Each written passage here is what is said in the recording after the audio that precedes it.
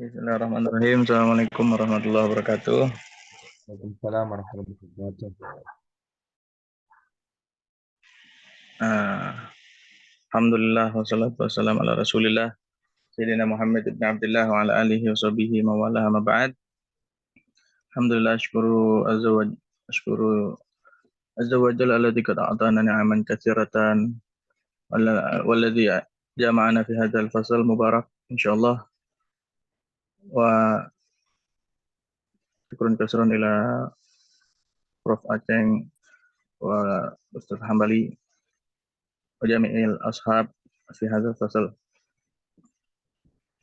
Taqaddama ma'akum jami'an bil maudu al-ikhlas insyaallah.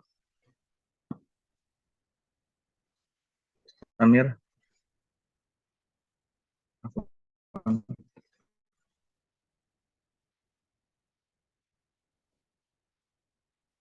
Ya, alhamdulillah saya berdua sama teman saya, saya Abdurrahman dan juga Fatahillah. Selanjutnya, insyaallah kami akan bahas tentang ikhlas.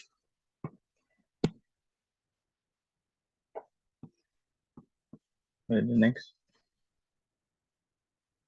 Nah, jadi isi presentasinya ada definisi ikhlas, terus apa lagi nanti tadi. Nah, ini ada definisi daripada ikhlas dalam Kamus Besar Bahasa Indonesia. Ikhlas berarti bersih hati, tulus hati dan murni. Secara etimologi, ikhlas berasal dari bahasa Arab yang artinya murni dan bersih. Maknanya berkembang menjadi tulus karena perbuatan yang murni.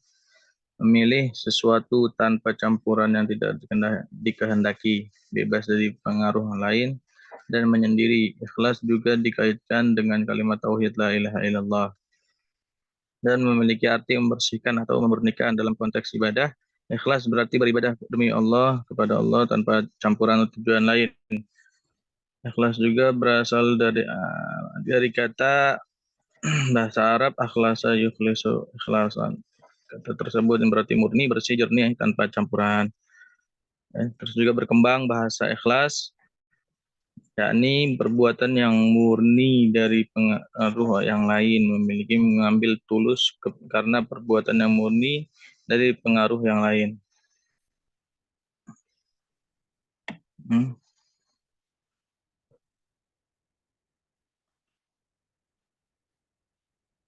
Selanjutnya,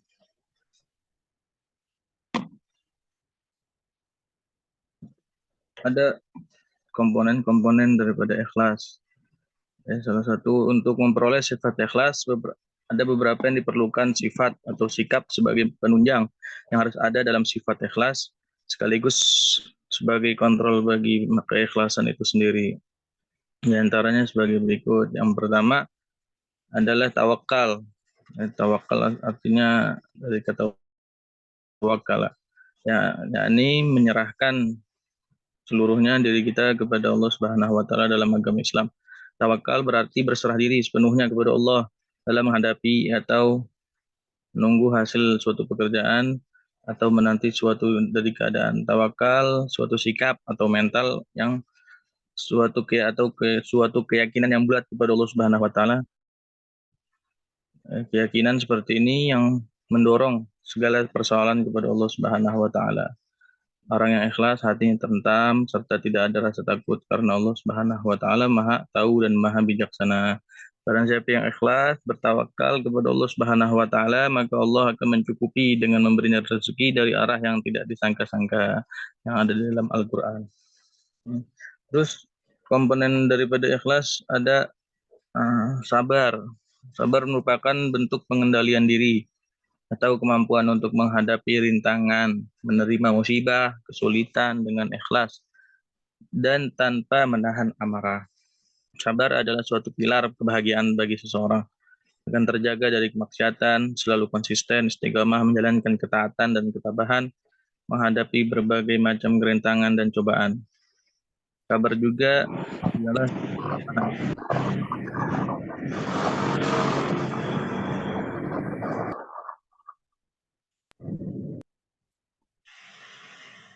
Ikhlas juga artinya sungguh-sungguh dalam menerima cobaan dari Allah Subhanahu wa taala dengan hati yang ridho, menyerahkan diri kepada Allah, sabar, bukan hanya sabar dalam terhadap ujian dan musibah, sabar juga dalam ketaatan kepada Allah Subhanahu wa taala, ya.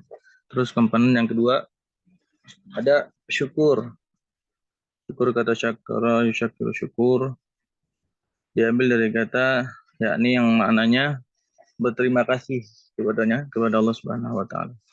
Menurut Kamus Bahasa Indonesia, kata syukur diambil dari kata syakara, berarti mensyukuri.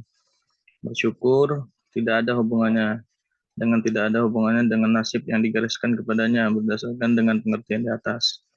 Senang menyebutkan nikmat yang diberikan kepadanya, lega terwujud dengan pada lisan, hati maupun perbuatan. Berterima kasih kepada Allah tanpa batas dengan sungguh-sungguh apa yang telah diberikan dari Allah Subhanahu wa taala, apa yang telah diberikan kepada kita semua harus kita syukuri. Syukur itu ada tiga: syukur dengan hati, ya, mengerti bahwa pujian dan selalu nikmat yang Allah Ta'ala berikan kita terima. Kedua, syukur dengan lisan, yakni memperbanyak pujian kepada Allah Subhanahu wa taala atas nikmatnya. Yang ketiga, syukur dengan anggota badan dengan cara menjalankan ibadah dan amal-amal soleh dan jangan bermaksiat. Yang keempat, komponen daripada ikhlas yakni zuhud. Zuhud adalah meninggalkan sesuatu yang dikasihi dan berpaling daripadanya kepada sesuatu yang lain, yang lebih baik daripada yang lain.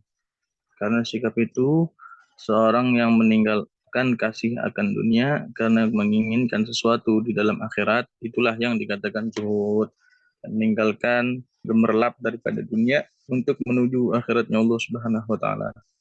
Pengertian zuhud ada tiga macam. Yang pertama, meninggalkan sesuatu karena menginginkan sesuatu yang lebih baik. Yang kedua, meninggalkan keduniaan, duniawi, karena mengharapkan sesuatu yang bersifat kekal di akhirat. Yang ketiga, meninggalkan sesuatu selain daripada Allah Subhanahu wa taala karena Allah taala ridho kepadanya. Terus yang terakhir, komponen daripada ikhlas yakni al-wara. Wara ini meninggalkan sesuatu yang tidak jelas atau belum jelas hukumnya atau syubhat. Hal ini berlaku pada segala hal atau aktivitas kehidupan manusia, baik berupa benda maupun perilaku seperti minuman, makanan, pakaian, pembicaraan, perjalanan, duduk, berdiri, bekerja, dan lain-lain yang belum jelas kehalalannya, yang belum jelas daripada perintahnya. Ya. Terus wara dalam sufi juga berarti meninggalkan sesuatu yang meragukan, segala sesuatu yang tidak berarti, yang tidak bermanfaat, meninggalkan sesuatu yang tidak bermanfaat bagi diri kita, ataupun meninggalkan sesuatu yang berlebihan bagi diri kita. Itu tersebut daripada al-wara, yang komponen-komponen yang bisa menunjang diri kita menjadi ikhlas kepada Allah Subhanahu wa taala. Lanjut ya.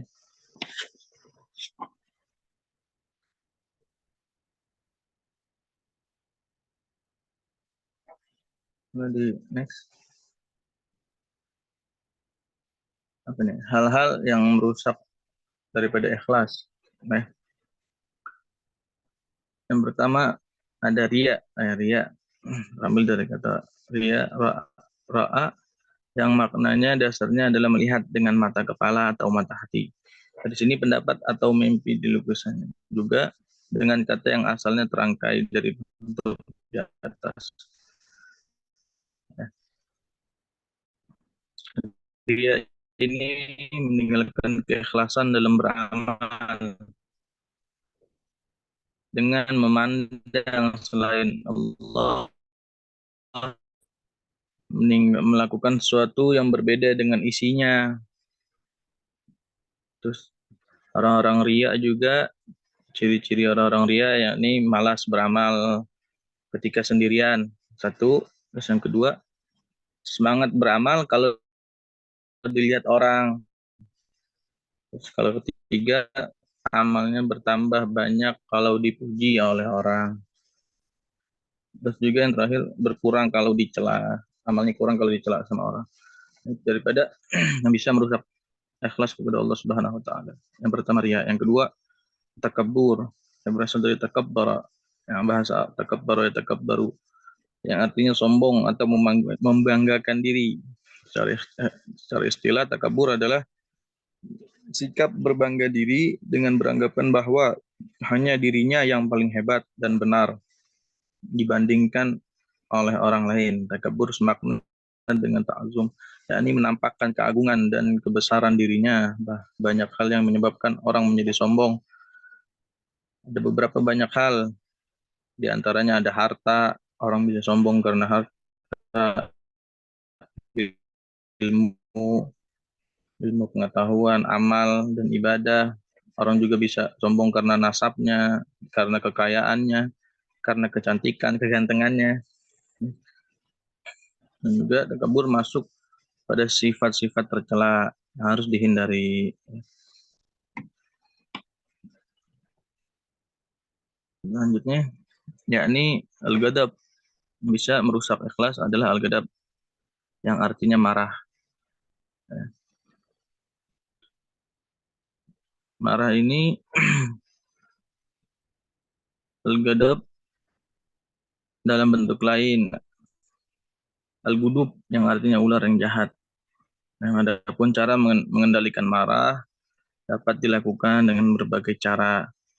Pertama dengan zikir kepada Allah, membaca salawat kepada Nabi, berwudu ketika marah tuh wudu atau mandi, membaca ta'awuz, auzubillahi minasyaitonirrajim, segera mengubah keadaan yang tadinya berdiri jadi duduk, yang tadinya duduk berdiri, atau meninggalkan tempat. Hendaklah zikir kepada Allah, karena ketika kita marah itu kita lagi dipengaruhi oleh setan, setan yang berapi-api yang dipadamkan dengan air wudu atau dengan bacaan-bacaan zikir kepada Allah Subhanahu wa taala. Yang keempat adalah ujub, bangga diri, adalah sifat yang membanggakan dirinya sendiri karena memiliki kelebihan daripada orang lain. Misalnya karena kaya raya, pandai, pintar, dan lainnya. Ganteng juga. Orang yang seperti itu tidak memiliki rasa takut kehilangan kesempurnaannya atau kelebihannya. Ia sangat bangga terhadap kenikmatan yang ada pada dirinya, seolah-olah itu semua karena keberhasilannya, karena diri dia, karena hasil upaya dia, bukan karena Allah Subhanahu wa taala. Yang terakhir, al-hasad, yang bisa merusak daripada ikhlas. Perasaan yang timbul dalam diri sendiri, dalam diri seseorang setelah memandang sesuatu yang tidak dimiliki olehnya, tetapi dimiliki oleh orang lain. Kemudian dia menyebarkan berita bahwa yang dimiliki orang tersebut diperoleh dengan tidak sewajarnya. Hasad, dengki juga. Dengki adalah temannya nih, namanya hasad, yakni keinginan hilangnya nikmat dari orang lain yang disebabkan adanya rasa sakit hati, rasa dendam, dan adanya sifat ujub beserta sifat sombong, sehingga ia sekuat tenaga untuk menjatuhkan orang lain agar orang lain hilang daripada nikmatnya dari diri seorang tersebut. Ciri-ciri orang yang punya sifat hasad atau sifat dengki, melihat orang lain senang dia susah, melihat orang lain susah dia senang. Terus seorang pendengki itu selalu mencari kejelekan orang lain, berusaha menghancurkan orang lain. Dia bahagia kalau orang lain itu dicela sama orang lain. Dan banyak lagi daripada sifat-sifat hasad, dengki. Orang yang punya sifat hasad dan dengki seperti api yang memakai kayu bakar. Artinya rusak amal-amal perbuatan. Selanjutnya,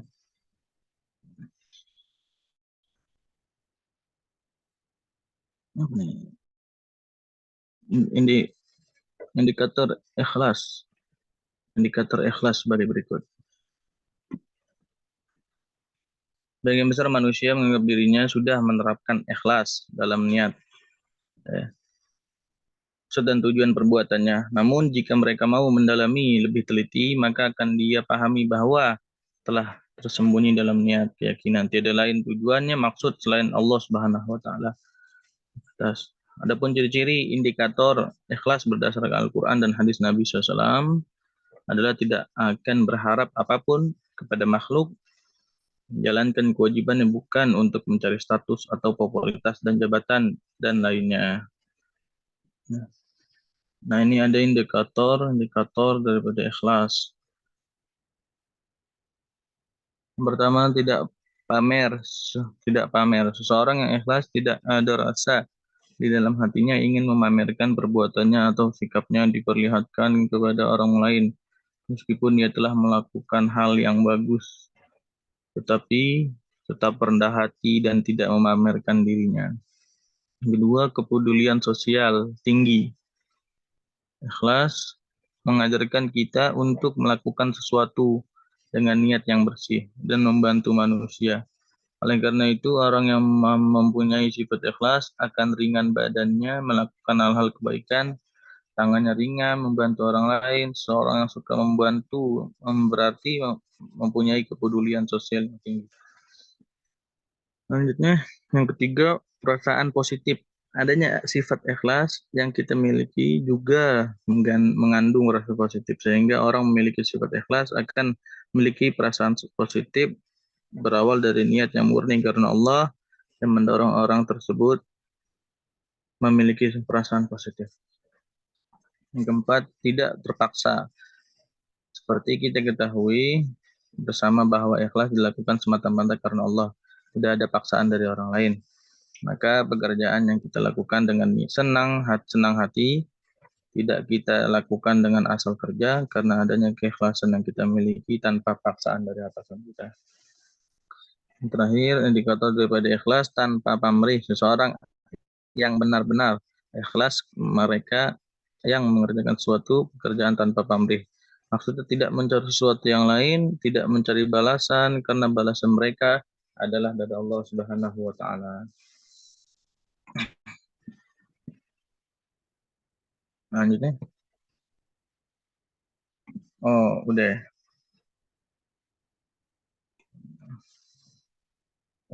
Benar ada lagi kayaknya.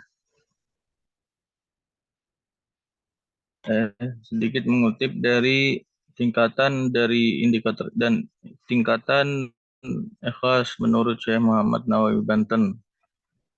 Ada tiga. Yang pertama, membersihkan perbuatan dari perhatian makhluk, di mana tidak ada diinginkan dengan ibadahnya selain Allah, dan melakukan hak penghambatan, bukan mencari perhatian.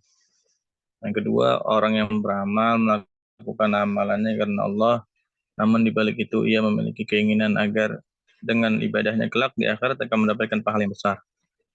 Tiga, orang yang beribadah dilakukan karena Allah, namun ia memiliki harapan akan mendapatkan imbalan duniawi dengan ibadahnya. Itu sebagai contoh orang yang melakukan sholat duha dengan motivasi diluaskan rezekinya, aktif melakukan sholat malam dengan harapan kemuliaan di dunia, banyak istighfar agar dimudahkan mendapatkan keturunan. Dan juga kesimpulan daripada ikhlas ini, tidak ada yang diharapkan kecuali Allah. Ya, sebagaimana firman Allah Ta'ala, wa ma umiru illa liya'budullaha mukhlishina lahuddin hunafa. Dan tidaklah Allah Ta'ala menyuruh kita untuk beribadah, melainkan dengan jalan ikhlas karena Allah Subhanahu wa Ta'ala.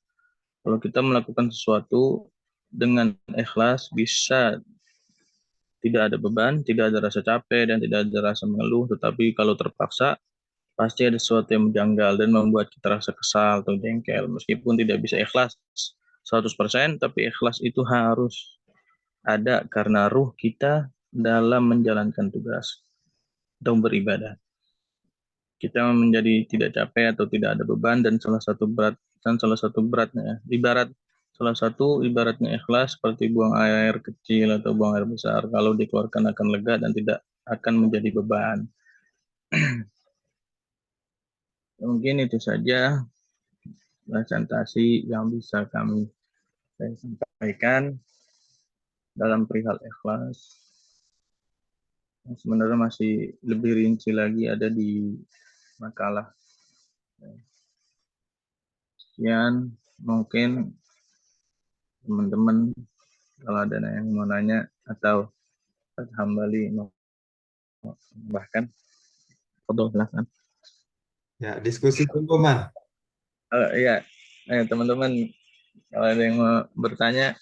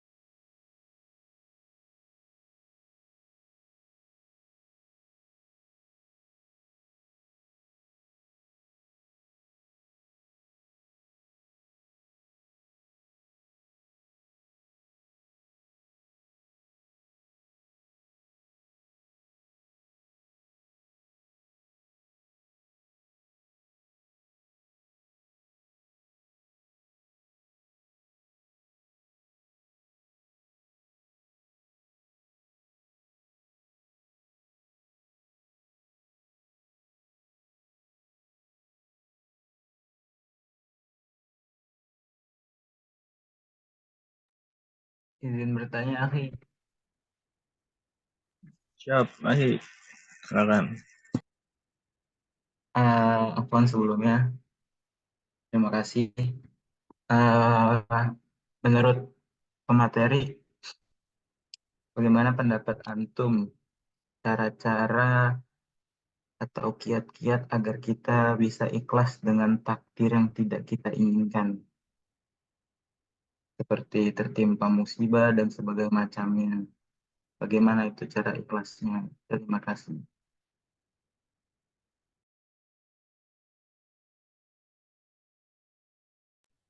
Oke, siap. Akhi Andrew, Masya Allah pertanyaannya. Jadi gimana kiat-kiat ikhlas dalam hidup kalau kita ketimpa musibah atau lainnya begitu ya tadi ya. Lebih ke takdir buruk sih, akhi. Takdir buruk. Kalau kita tertimpa takdir buruk, bagaimana kiat-kiatnya? Tadi setelah disampaikan di dalam materi juga ada apa komponen ya penunjang biar kita bisa ikhlas dengan 5 hal tersebut tadi yang telah disampaikan. Dengan rasa tawakal kita kepada Allah, sabar kita kepada Allah, syukur kita, rasa zuhud kita, rasa warak juga. Nah, dengan komponen 5 tersebut, apapun yang terjadi pada diri kita, kalau tertimpa musibah, takdir buruk sama kita, nah itu bisa rasa 5 tersebut bisa kita adakan, kita hadirkan dalam diri kita sebagai penunjang biar kita bisa ikhlas kepada Allah Subhanahu wa taala menerima ketentuannya. Ya, mungkin begitu kali.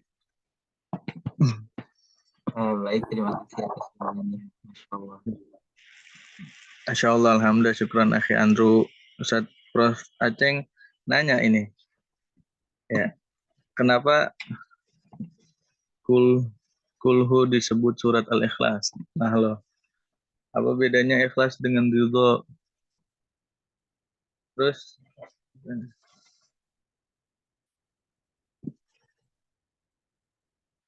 Mas, nasib buruk itu harus ikhlas atau harus ridho? Waduh,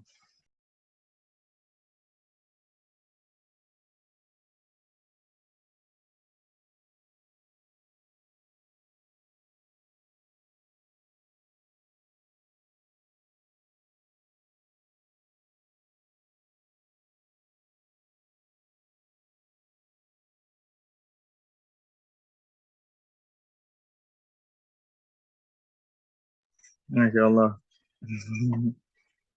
Kenapa surat apa? Kulhu dinamakan surat Al-Ikhlas. Terus itu ridho bukan ikhlas. Iya, Masya Allah nih.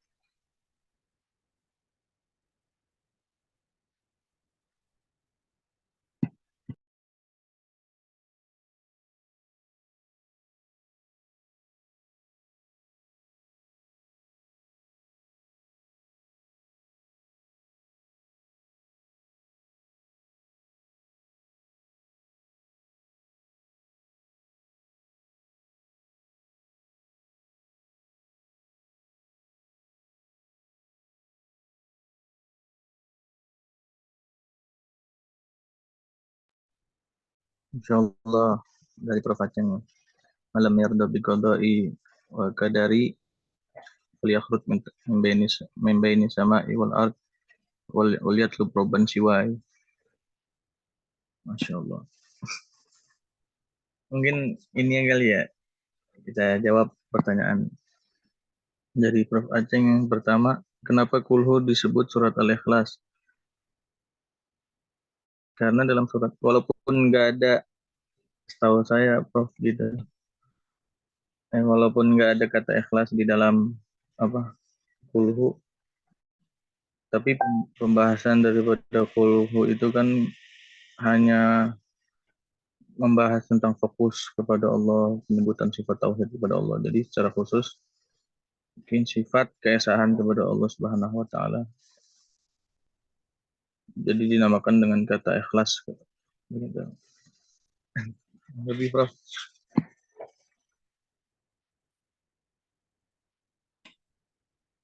Karena juga orang yang meyakini dengan ikhlas, konsep ikhlas jangan lihat kita BBI karena itu salah. Siap Prof. Siap salah Prof.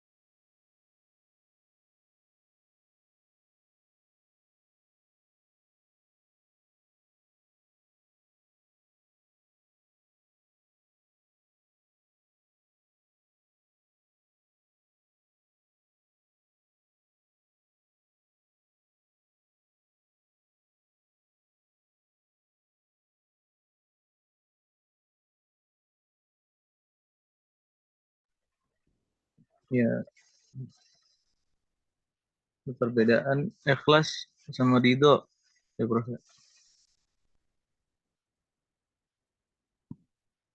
Ya, begini mungkin Prof ya, perbedaannya. Apa itu konsep ikhlas dan konsep ridho? Iya, eh, mungkin setahu saya Prof, ikhlas dan ridho berbeda. Ikhlas itu suatu sikap atau suatu sikap perbuatan yang kita lakukan karena Allah tanpa mengharap imbalan. Kalau ridho, kalau ridho apa mempercayai dengan sungguh-sungguh apa yang menimpa sama kita itu dari Allah gitu, baik maupun ya bro.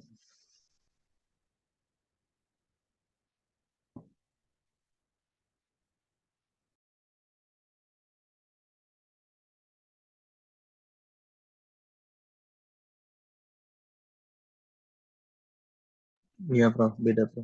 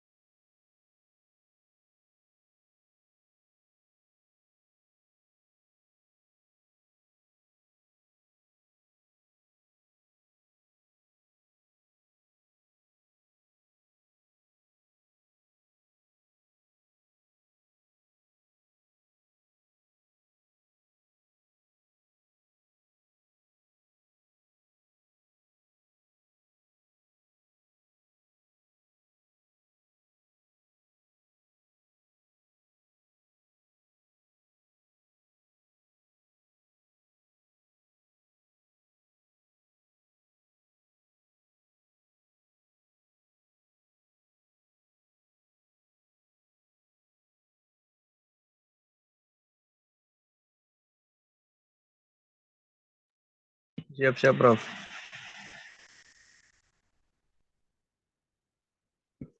Alhamdulillah, Masya Allah, tabarakallah, kita dapat ilmu dari Prof. Aceng, yakni eh, perbedaannya antara ikhlas dan ridho. Udah jelas banget, ikhlas dan ridho ternyata beda. Nih.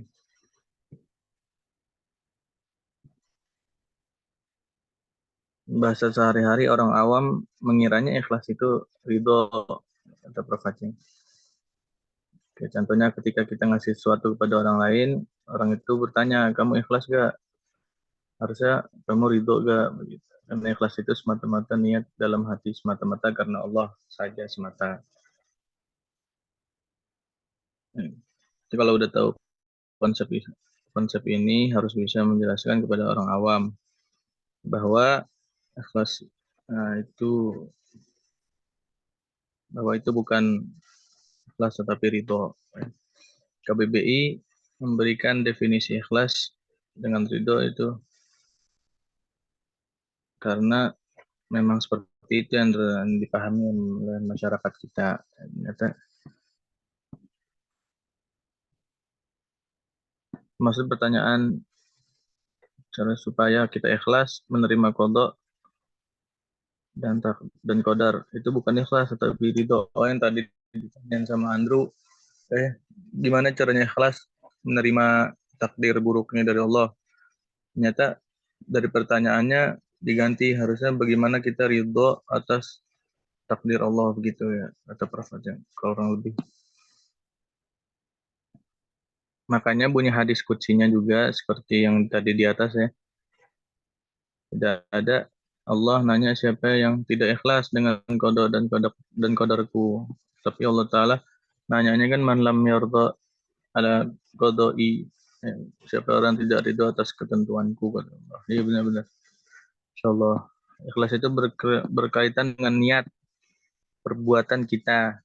Lawan daripada ikhlas itu ria, sum'ah juga, orang yang juga termasuk tanda nggak ikhlas dan menggugurkan pahala. Hati-hati kalian juga posting di medsos, posting tulis malam-malam kan, alhamdulillah, tulis pagi-pagi tadi, alhamdulillah malam tadi saya tahajud, itu menggugurkan pahala, kata Prof.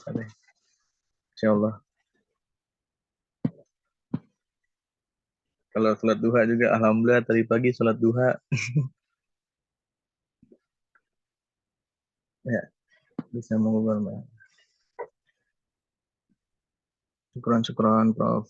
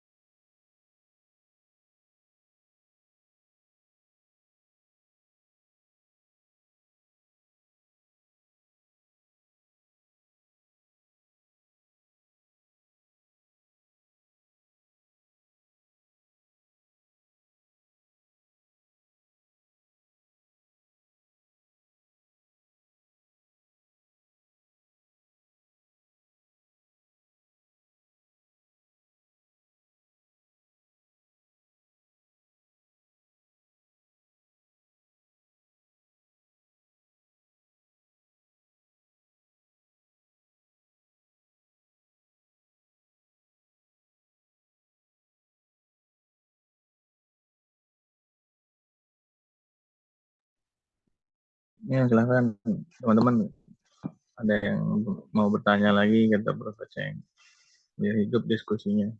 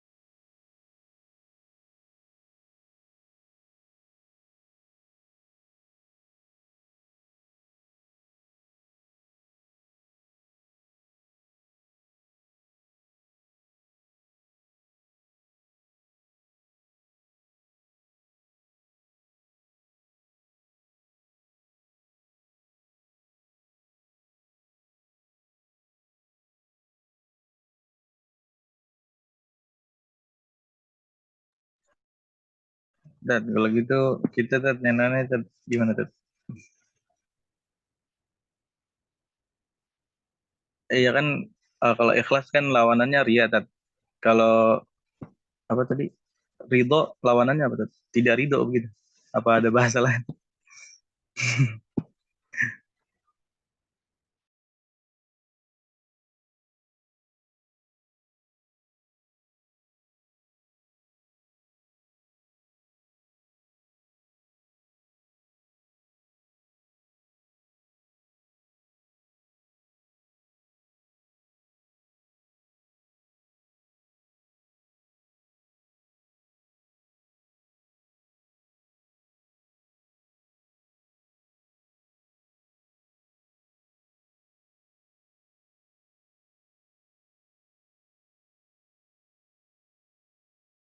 Ngedumel Tat. Bahasa Betawinya. Iya, iya, iya. Iya.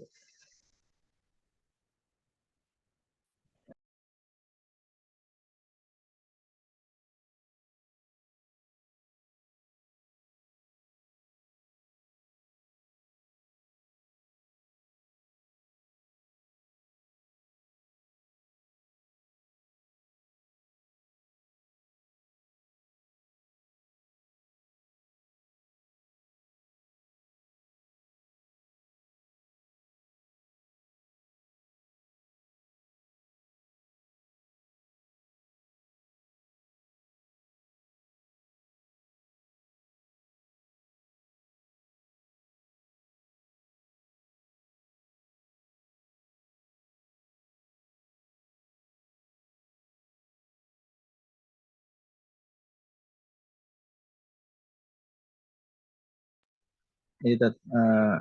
Tadi kan hampir hampir KBBI aja hampir apa ngasih definisi ikhlas sama ridho aja apa tuh hampir sama apa tadi yang Prof bilang tuh kan definisi karena di masyarakat di awam itu karena memang sudah keliru definisi ridho dalam ikhlas. Tapi KBBI juga ikutan kan. Itu kenapa tuh maksudnya orang awam tuh bisa nggak bisa sampai nggak bisa bedain kayak gitu. Hampir saya juga sih termasuk tadi.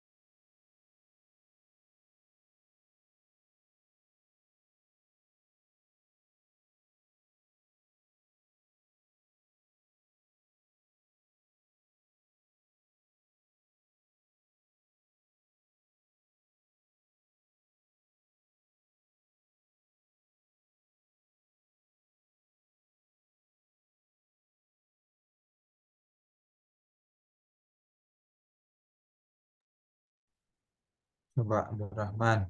Mukhlis dan Mukhlas. Wah, Prof Acengnya out. Tidak.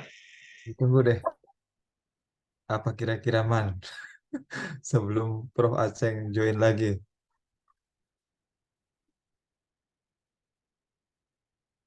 Waduh, Prof Acengnya kenapa out ya?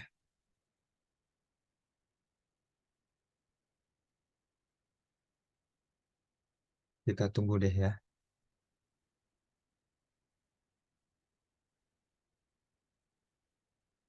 Teman-temannya pada off kamera semua sih.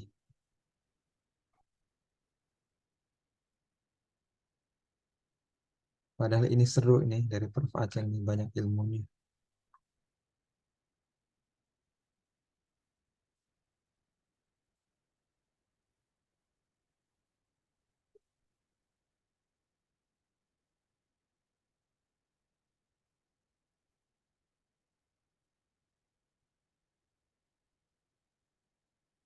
Kita tunggu dulu ya, Man ya.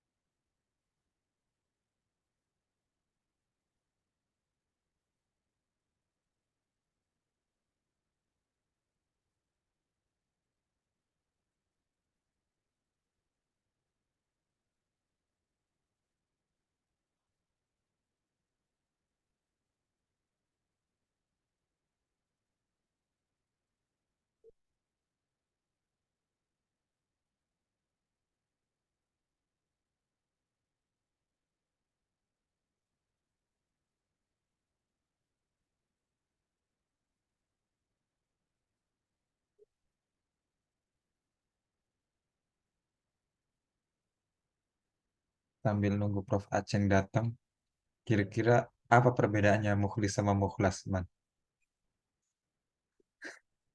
Apa tadi? Ya, Mukhlis sama Mukhlas.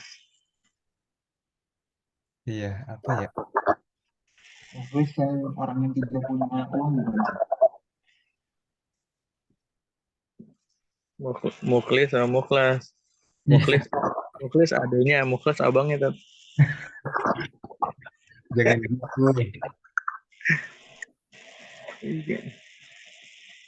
Apa kira-kira bedanya?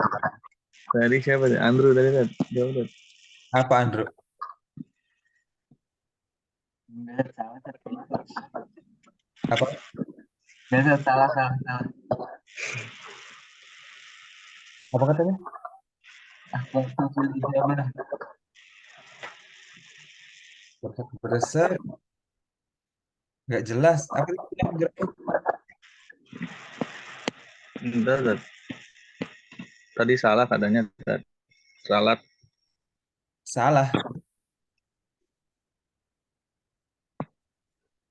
Nggak tahu dari tadi. Coba Gresek. Andrew ngomong apa? Nggak jelas. Iya, gresek-gresek Tat.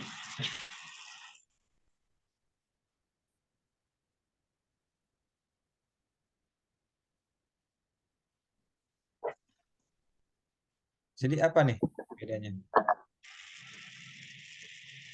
Mukhlis orang yang berusaha ikhlas. Terus mau kelasnya? Orang yang sudah ikhlas. Sama aja. Gitu Tat. Ya kan itu konsepnya istighfar. Maaf. Iya Tat.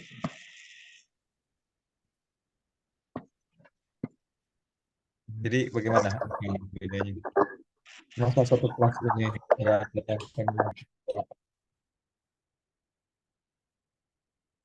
Abdurrahman masa jawabannya kayak gitu sih, Man?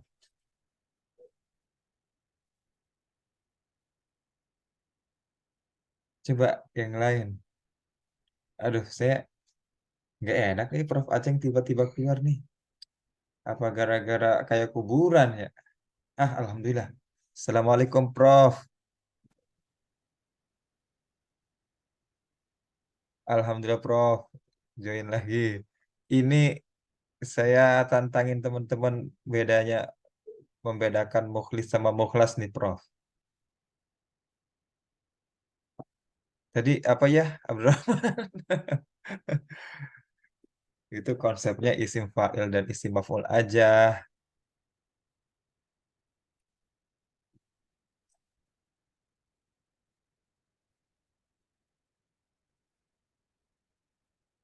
Coba teman-teman, ayo ada yang ingin mencoba?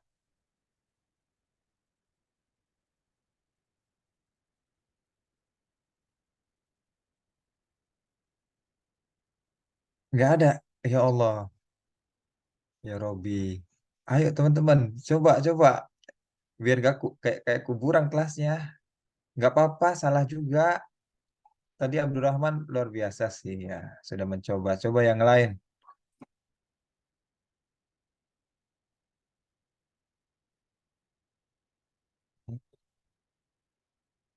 Pada diem semua. Gimana ini kelas nih?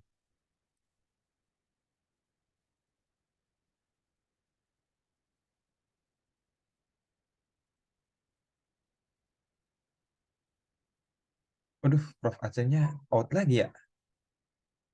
Aduh, aduh nungguin temen-temen nih supaya ngomong nggak ngomong-ngomong ya. Aduh. Jadi apa nih bedanya? Masa nggak bisa?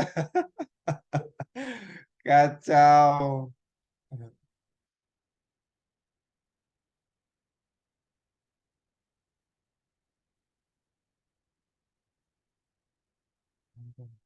Iya, waktunya juga udah jam sih. Iya, nunggu jawaban dulu baru diselesaikan ini. Maksudnya bukan jawaban ya, Iya nunggu betul. pasti kontribusi jawaban teman-teman dulu nih. Karena Ya, kita juga masuknya kan jam 1. ya. Andrew tadi kan. Coba sih itu nggak jelas banget tadi. Suaranya bersak-bersak.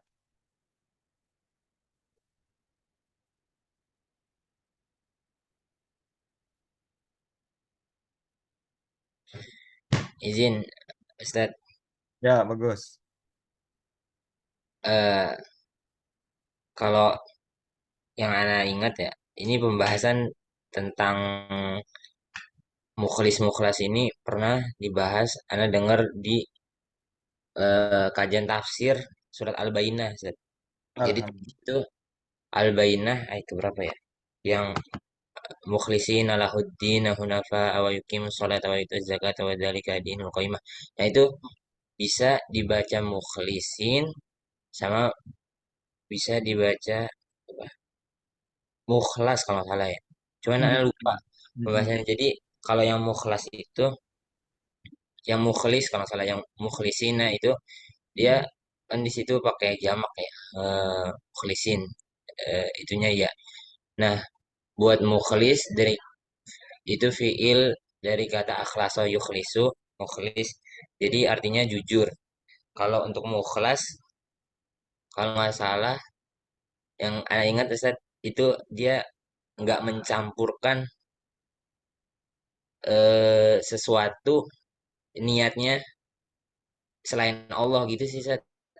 Yang anak yang masih diingat Sat. Hmm. Kan Allah alam Sat. Ya, Lupa ya. anak juga. Ya, makasih. Syukran atas inputannya antara mukhlis dan mukhlas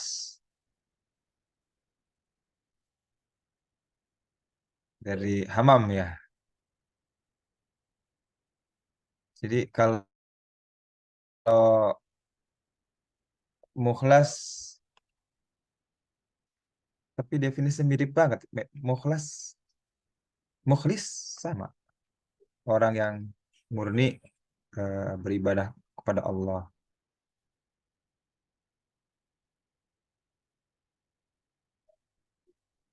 Ini kalau misalkan kita amati dari sisi binanya, ini kan bina isim fa'il untuk mukhlis.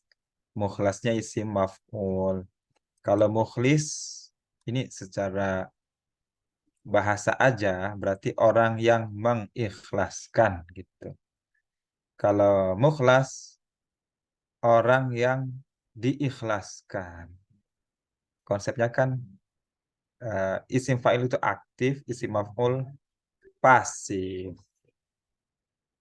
Ya, kurang lebih begitu Prof kalau dari saya.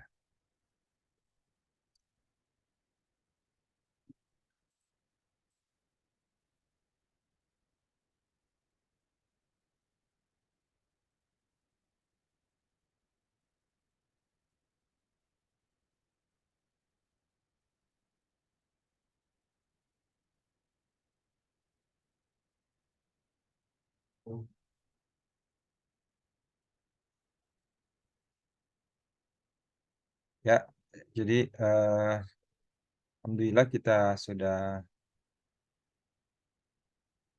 eh, diberikan banyak inputan oleh Prof. Aceng pada kesempatan kali ini, khususnya tentang ikhlas. Ini dari Prof. Afan, saya kok nggak bisa buka ide. Nggak bisa buka kamera tuh, Prof. Ah,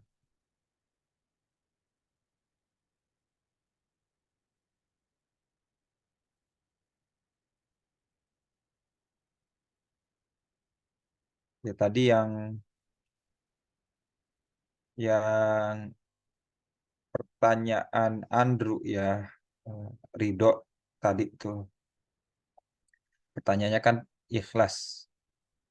Kalau misalkan tidak ikhlas dengan ketentuan Allah yang buruk bagaimana? Nah, itu dari sisi pertanyaan sudah keliru karena bukan ikhlas ya, tapi ridho. Karena ikhlas itu niat dari Allah, niat dari hati bahwa apa-apa yang kita lakukan itu semata-mata untuk Allah. Sementara ridho itu sudah eh, menyerahkan bahwa baik buruk itu sudah eh, ketentuannya dari Allah gitu, sudah meyakini ya. Artinya harusnya pertanyaannya apakah eh, bagaimana gitu ya jika kita tidak ridho. Nah, itu pas tuh dengan ketentuan Allah. Nah, kalau pertanyaan seperti itu, maka ada jawabannya dengan pas, itu hadis Nabi. Kalau kita tidak ridho dengan ketentuan Allah, maka jangan hidup di bumi ini. Itu kata Allah langsung begitu. Ada hadisnya, ya ini hadisnya nih teman-teman. Yang sudah Prof. Aceng juga sebutkan tadi. Aduh, mana ya?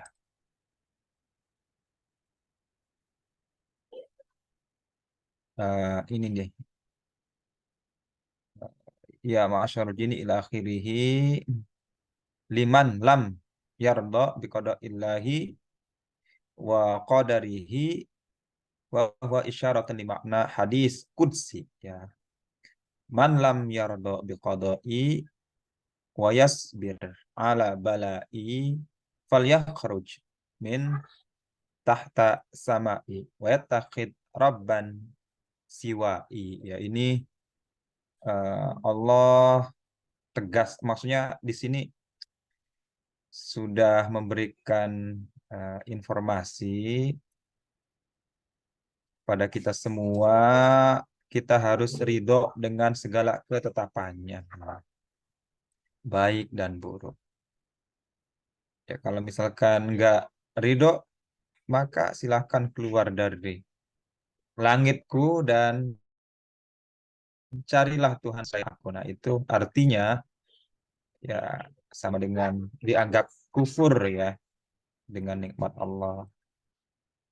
Ya, baik teman-teman sekalian, itu syukran jazilan Prof. Saya juga baru menyadari sama seperti Abdurrahman karena memang salah kaprah ya terjadi di masyarakat terkait dengan dengan kata ya, dengan kata ridho dan ikhlas dan juga definisi dari KBBI mengarah ke sana juga. Saya cek ridho rela, itu juga sama rela juga. Orang mukhlas lah orang yang bisa diganggu oleh iblis. Oh gitu, Prof. Orang yang mukhlas ya. Oh gitu. Ya karena yang nggak bisa diganggu kan mukhlisin lahuddin ya, Prof ya. Ya, ya, ya. Orang yang ikhlas, kalau mukhlas kan orang yang diikhlaskan.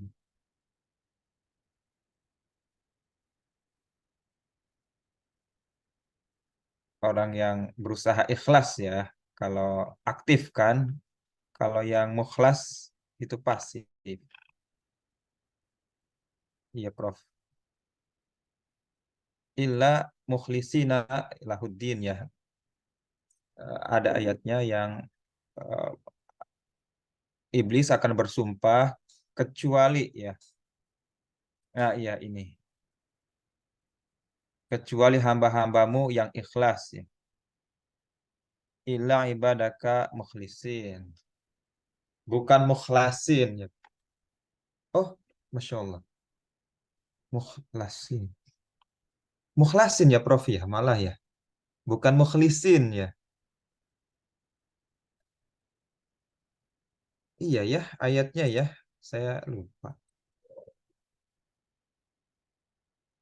Illa min ibadika al-mukhlasin.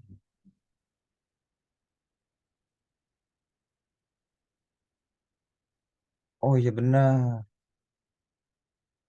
Illa ibadaka minhum al-mukhlasin. Illa ibadaka minhum al-mukhlasin.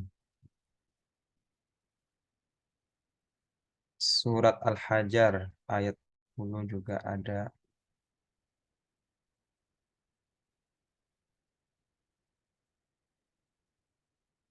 Silakan cek Al-Qur'annya, tidak ada konsep illa ibadaka mukhlisin. Nah, iya ya.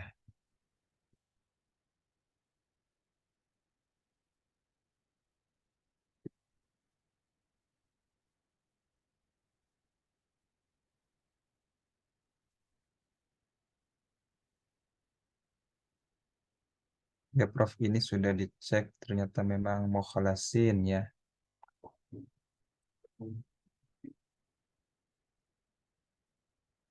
Jadi artinya kita berserah diri ya, Prof ya, kepada Allah, bukan kita yang berusaha ikhlas, tapi memang kita sudah diikhlaskan untuk Allah gitu ya, Prof ya. Kalau dilihat dari sisi bahasanya ini kan pasif, sementara kalau mukhlis kan aktif gitu, Prof. Nah, ini qala fa bi'izzatika la ughwiyannahum ajma'in.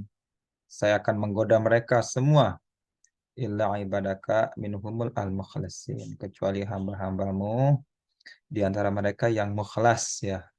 Saya terjemahnya mukhlas aja, kecuali yang mukhlas gitu, Prof. Artinya memang menggunakan isim fa'il ya, Prof.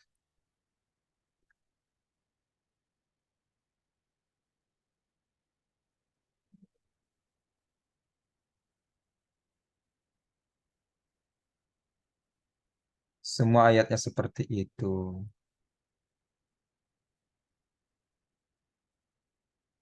Iya, Prof, benar. Tapi ada yang kalau takbiran itu, Prof, mukhlisina lahuddin gitu, Prof.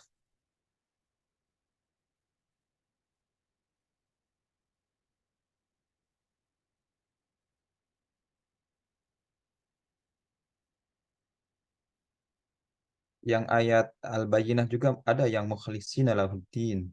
Tapi konsepnya bukan di eh, eh, redaksinya bukan di godaan iblis ya. Kalau di godaan iblis semua redaksinya mukhlasin.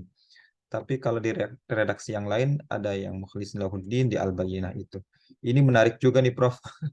Luar biasa, ini nggak sederhana itu ternyata tentang mukhlisina dengan Mukhlasina ini.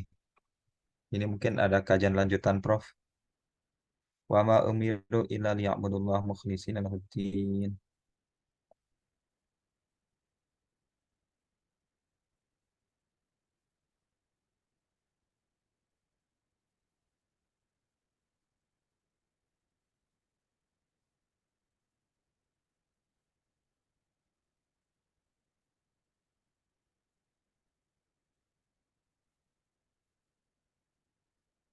Tidak digoda iblis itu yang mukhlasina semua.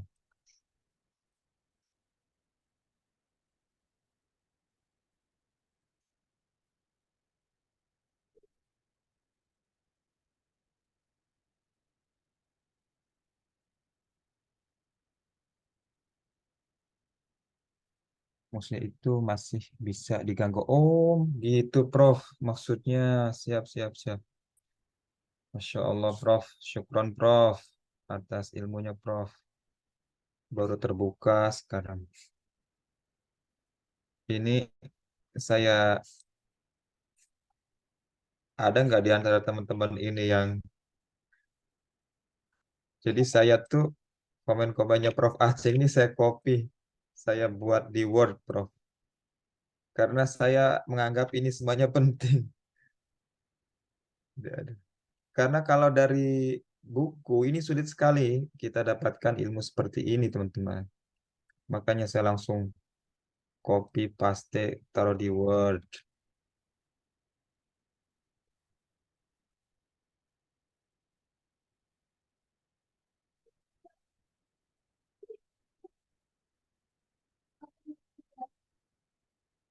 Baik, Prof. Aceh ini sangat menarik diskusinya.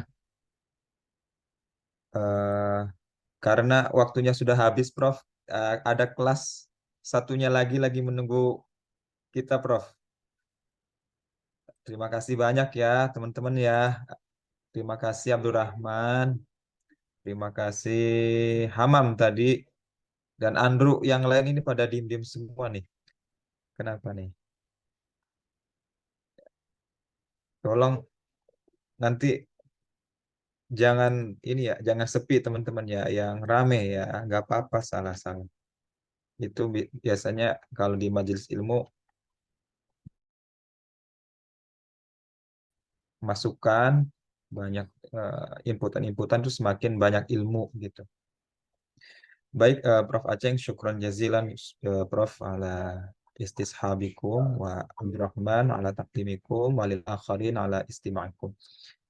Eh, ini menarik sekali ya, karena waktu sudah habis. Apa boleh buat ya kita akhiri saja. Mari teman-teman kita tutup dengan baca hamdalah dan doa kifaratul majlis. Alhamdulillahirabbil alamin. Subhanakallahumma bihamdika asyhadu an la ilaha illa anta astaghfiruka wa atubu ilaik. Assalamualaikum warahmatullahi wabarakatuh. Waalaikumsalam. Waalaikumsalam warahmatullahi wabarakatuh. Syukuran Ustaz. Ya,